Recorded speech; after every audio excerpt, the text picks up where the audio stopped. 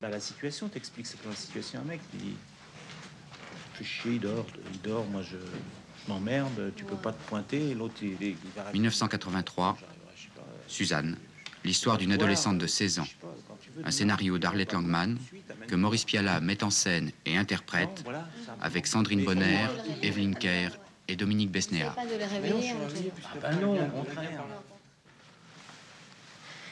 Il est beau ton peignoir, mais j'aimerais bien que tu l'enlèves. Ah ouais? Bah vas-y. Le goût que j'ai d'un certain jeu, je dis bien d'un jeu, hein. C'est un goût, ça ne veut pas dire que ce soit la meilleure façon de jouer. Je l'ai pensé longtemps, je me rends compte aujourd'hui que c'est pas forcément la meilleure façon de jouer, mais moi je continue à aimer celle-là et la rechercher. C'est vrai ça va dans le sens du plus grand naturel possible. Non, mais t'as fini? Doucement, hein? Mon talon, c'est de frapper, hein? Oui, c'est ça, on dira. Ouais. En disant que je te frappe d'abord? Non, mais... Allez, montre-moi d'où elles sont les lettres. Ils sont par là-bas. Où ça, par là-bas? Par là-bas, maintenant on peut plus les trouver. Et comment ça se fait? Ils sont par là-bas. Où ça, là-bas? Mais où ça, là-bas? Par là! Hein? Qu'est-ce qu'il y avait dedans, Ne les me touche lettres? pas, c'est tout. Oh, mais dis donc, Ne me touche pas. fini. C'est pas fini, me touche pas. Je vais Allez. donner un coup de poing sur la figure, moi. Et qu'est-ce qu'il y avait dans les lettres? Hein? C'était marqué que mon père, il allait se marier avec une dame. Je la connaissais pas. En fait, ce naturel, il est pas vraiment... Il peut être pendant, je crois, quelques secondes, quelques dizaines de secondes. Je pense pas qu'il puisse être continu sur une scène et qu'il y a toujours conscience chez tout le monde du jeu, de l'enregistrement, et que donc c'est, disons, une façon de jouer sobre, enfin, qui s'efforce d'être sobre et qui paraît être très proche du naturel, mais je sais pas s'il est tant que ça. Dis donc, tu vas pas me dire que t'as encore rendez-vous parce que je te l'ai dit demander hier, tu me remplaces jusqu'à 2 heures, hein? Oui, mais si je peux partir vers 4 heures, c'est parfait pour moi, j'ai rendez-vous. Non, 2 heures, ça ira, je vais à la bourse du travail. La bourse du travail? C'est du charcas, ça. Bon. Il arrivait ce matin, il est bien. Hein. Dis donc, j'ai lu là ce que tu m'as donné hier, là. C'est bien. Tu penses vraiment? Non, non, c'est vrai. Il n'y en a pas beaucoup, je crois, qui sont capables... Tout le monde... Il y a pas mal de gens qui écrivent bien, mais en quelques lignes, arriver à faire exister les personnages, c'est pas si fréquent. Tu connais les gens qui m'ont inspiré. Hein. Ah oui, ça, je vais te demander le droit d'auteur. Hein. Tu vas devenir le Pagnol du Faubourg Poissonnière. J'ai joué dans ce film plus que je l'avais jamais fait, et je crois mieux qu'avant où mes apparitions dans les films, ceux des autres, les miens, étaient pas terribles. Hein. J'ai joué les premières séquences où je flottais, où j'étais ni metteur en scène, ni acteur. Tout devient les mots qu'on prononce, les gestes qu'on a à faire. C'est plus là, c'est à côté. On est comme si on n'était plus dans son corps. Une impression de malaise, de vide. Salut, ça va? Je l'ai lu ce que tu m'as donné. C'est pas bien, j'arrête. On dirait qu'on fait un film policier, c'est mauvais. Et puis on a réussi, en faisant un certain nombre de prises, à, je crois, atténuer ce défaut, cette impression. Et il y a eu des prises où j'avais vraiment l'impression de parler à mon partenaire et de lui dire des choses et de sentir qu'il était là avec moi, comme nous le sommes actuellement. Et puis au rush, je vois les prises. Moi, je serais incapable de te dire aujourd'hui quelle est celle où j'avais cette sensation et celle où j'avais la sensation contraire de ne pas être là. C'est rassurant et inquiétant à la fois. Je crois que les comédiens vont peut-être pas beaucoup aimer ce que je vais dire là, mais on leur attribue beaucoup de qualités qu'ils n'ont peut-être pas forcément. Enfin, de toute façon, ça, c'est pas nouveau de savoir qu'au cinéma en particulier, la présence, ça compte énormément et que il y a des gens qui jouent comme ça et qui sont très bien. Tous les grands auteurs, j'ai l'impression, c'est des comédiens. Hein. Faut pas dire du mal des comédiens, comme le font certains. Parce que c'est eux qui ont écrit les plus belles pièces. C'était pas trop tranche de vie, quand même. Son jeu, ça rappelle un peu Michel Simon ou des comme ça, des personnages un peu voraces. Parce qu'en même temps, il dit des choses dures. Il y a un regard à la fois, des fois méchant, et en même temps, dans ce regard, il y a toute la tendresse qu'il veut pas montrer. Et son personnage est plus qu'attachant, il est arrachant quand on le voit. Tu travailles ce trimestre un peu? Ouais, ça va déjà mieux. Qu'est-ce qui te prend? Bah rien. Tu veux pas suivre le même chemin que ton frère? Non. T'as intérêt. Enfin, lui, il s'en sortira peut-être, mais c'est pas la peine d'en avoir deux dans la famille. De toute façon, ça m'intéresserait pas alors. Parce que ce qu'il fait. Et t'as l'intention de poursuivre tes études? Je dis de toi-même, pas parce qu'on t'y forcera. Ouais, bah bien sûr. Hein. Ça arrangerait pas les choses si on m'y forçait. T'as pas l'air d'aimer beaucoup ça, pourtant. On fait pas ce qu'on aime, hein, que ce qu'on aime. En tout cas, moi, j'ai qu'un conseil à te donner, ne t'arrête pas. Quand j'étais jeune, j'ai redoublé une classe et je me suis arrêté à cause de ça. Ben, aujourd'hui, je m'en mords les doigts pour l'instant de mes jours, parce que si j'avais continué, je serais pas où je suis. Fais n'importe quoi, mais continue. Ça a l'air bête de dire ça. T'as oublié ça. Merci. Et quelle est la part de liberté que tu laisses à tes interprètes sur le plateau? Bah, ils n'en profitent pas. Et quand je joue, moi non plus. Ce qui prouve que c'est pas si facile que ça de jouer, parce qu'en fait, je pourrais dire la liberté est totale.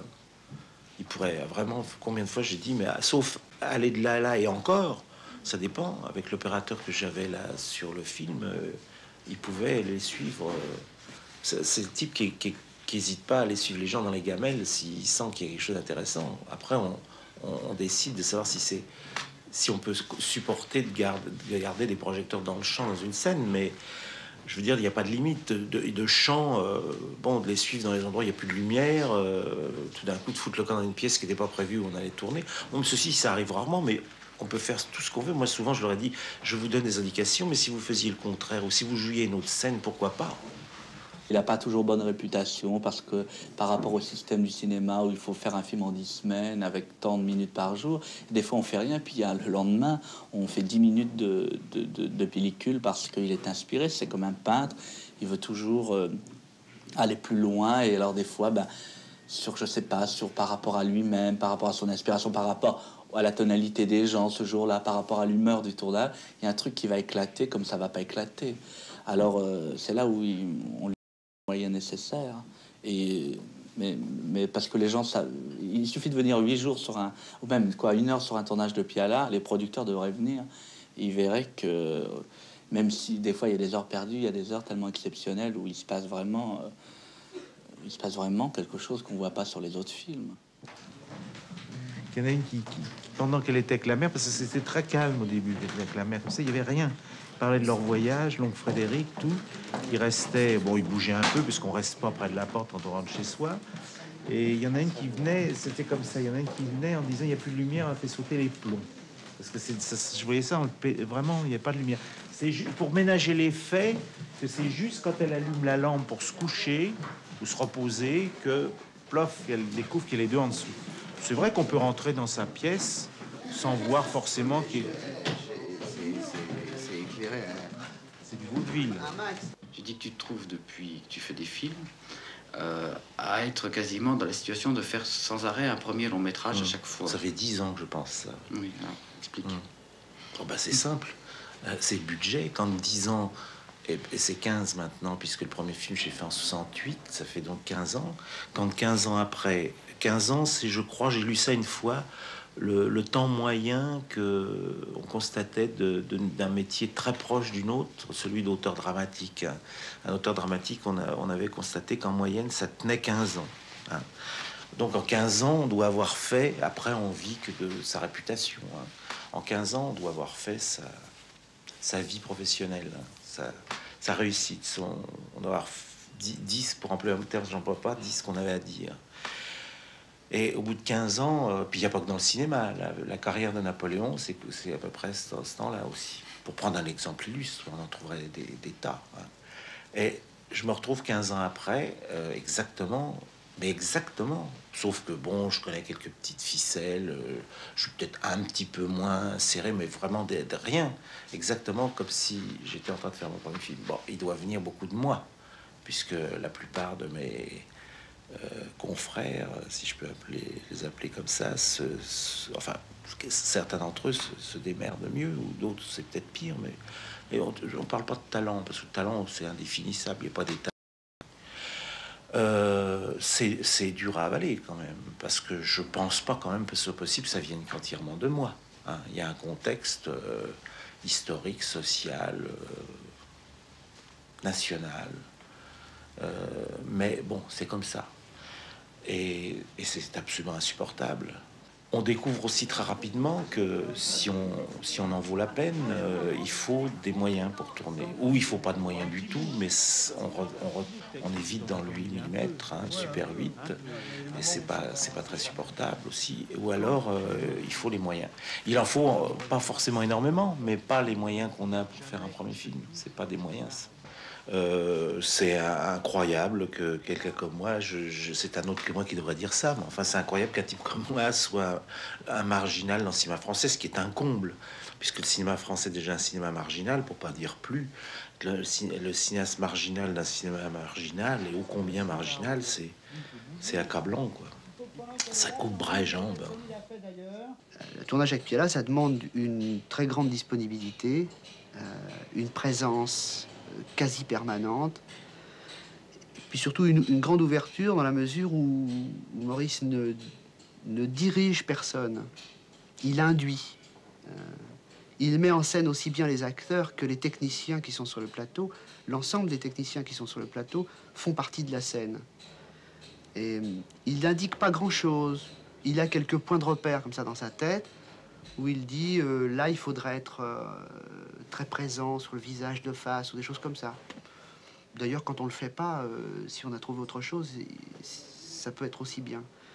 Mais c'est des repères comme ça pour s'expliquer. Et souvent, il parle d'autre chose d'ailleurs. C'est difficile de décoder Piala, quand il faut déjà apprendre à le décoder complètement. La face cachée de Piala est bien plus intéressante et bien plus importante que la face visible.